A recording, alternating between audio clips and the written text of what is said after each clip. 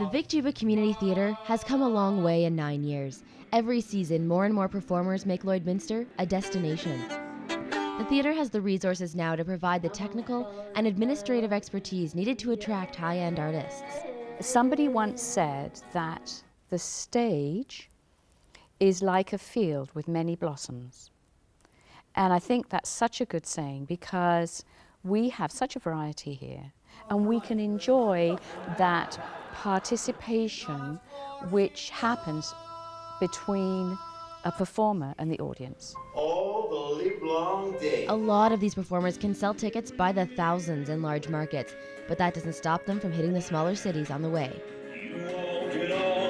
I think once you get into venues at this size, you're able to connect with all of the people in the room, rather than kind of looking out into a crowd and a sea of people and maybe feeling sometimes like you don't reach out there and hit home. So I don't know. It's nice to be able to play in front of a crowd that's paying attention basically from start to finish. There's a real sense of community, and what you do sort of in the local theater in the community is everyone kind of reflects on it. Everybody knows about it. It's kind of a hub for the community. Wherever you can get, a couple hundred people in a room to come listen to you play, it doesn't matter what city it's in. It's always just a real gift. It's awesome. And he said, Canadian Broadcasting Corporation, huh? And I said, yup. And then there was a silence and he went, Canada. Most of these artists got their start in community theatre.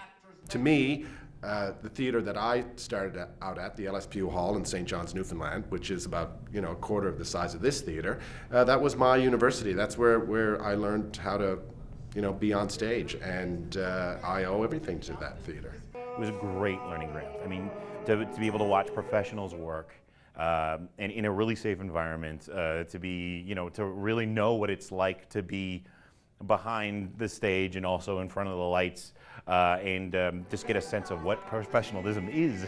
Yeah, community theater was a big help to me, and if it wasn't for community theater, I wouldn't be in theater. While the performances and the musicality of community theater is never really up to snuff with professional theater, of course, because why would it be? It doesn't have to be, no one expects it to be.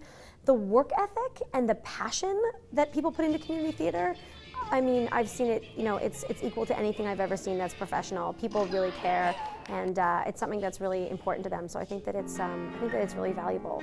Nonetheless, theatres across Canada have a hard time selling out. Arts enthusiasts all over the country try to bring in the local and national talent that will get people filling the seats.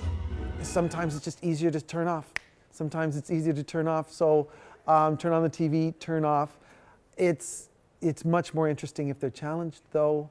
It has to do with, can I get up? It takes energy because the audience is participating in live theater and music. It takes energy to watch. Whereas perhaps with television, it doesn't. It's much more passive as a viewer. The problem is, the hardest thing is to get people off the sofa and out from in front of the TV.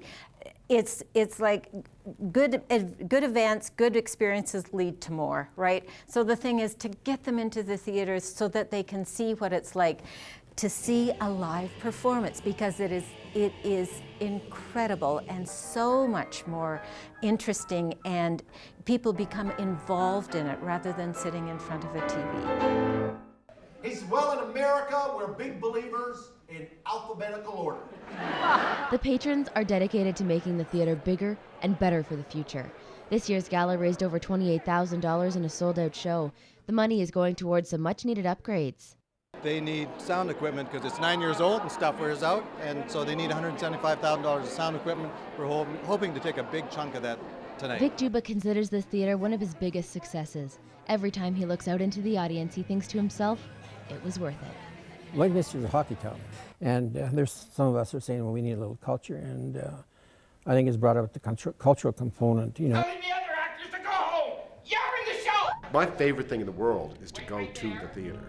It's my happy place.